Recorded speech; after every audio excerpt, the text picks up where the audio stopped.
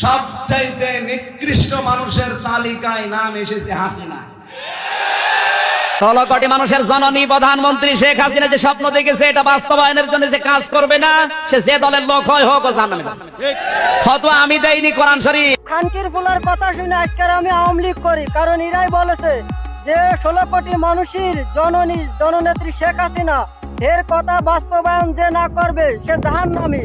আর এইসব খানকির ফুলারা সুযোগবাদী সুবিধাবাদী, এরা দেশের ভিতরে একটা অরাজকতা সৃষ্টি করে দেশটাকে ধ্বংস করতে এইসব খানকির ফুলারা আজকের এগে কথা শুনে মানুষ আওয়ামী লীগ করে। আজকের আওয়ামী লীগের পূর্ণ বাসনা এবং আওয়ামী লীগকে বাস্তবায়ন না করার জন্য এরা দায়ী।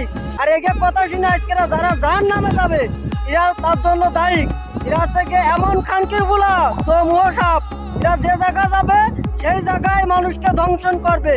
আজকের এগে কারণে ইসলামকে মানুষ অপছন্দ করে, কারণ ইসলাম শান্তির ধর্ম, ইসলামকে মানুষ বিশ্বাস করে।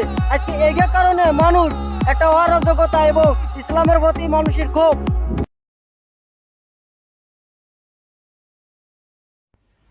আসসালামু আলাইকুম। ভাইয়া খালি লন্ডন থেকে বলছে যে দেশকে কাঙ্ক্ষিত লক্ষ্যে নিতে হলে মেরামত প্রয়োজন। লন্ডন থেকে ভাইয়া কথা বলছে, ঠিক আছে। আর তাদের দলের নেতারা সেই মেরামত শুরু করছে। চালের স্লিপ নিয়ে দুজনকে মারধরের অভিযোগ কৃষক দল নেতার বিরুদ্ধে। ভাইয়ার নেতারা খামারের পাহারাদারকে হত্যা করে গরু লুট, যুবদল নেতা সহ 3 জন গ্রেপ্তার। ভাইয়ার নেতারা এগুলো শুরু করছে। নোয়াখালী হাতে আব্দুল হান্নান মাসুদের উপর হামলা, ফাটিয়ে দিয়েছে তার মাথা, তাও ভাইয়ার নেতা কর্মীরা। আর কি চান আপনারা? 48 ঘন্টায় 17 ধর্ষণ, তাও ভাইয়ার নেতা কর্মীরা। পিস্তল ও তাজা গুলিসহ ছাত্রদল নেতা আটক। তারা জানেন না হয়তোবা, যখন দেশে যুদ্ধ হয়েছিল ইসরায়েলের পক্ষ থেকে কিন্তু অস্ত্র পাঠাইছিল বাংলাদেশে যুদ্ধ করার জন্য।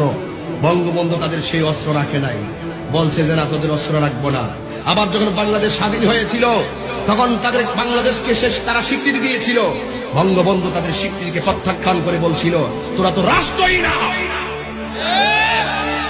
ইতিহাস আপনারা জানেন না কেন আমরা বঙ্গবন্ধুর আদর্শ অনুপ্রাণিত হয়ে আমরা কথা বলি।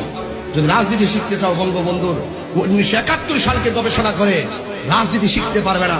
1952 ভাষা আন্দোলন, 1969 গণ অভ্যুত্থান পরে দেখো, তাই রাজনীতি বুঝবা কিভাবে দেশ চালাইতে হয় আর কিভাবে কথা বলতে হয়। কথা বলেন ঠিক না বেঠিক?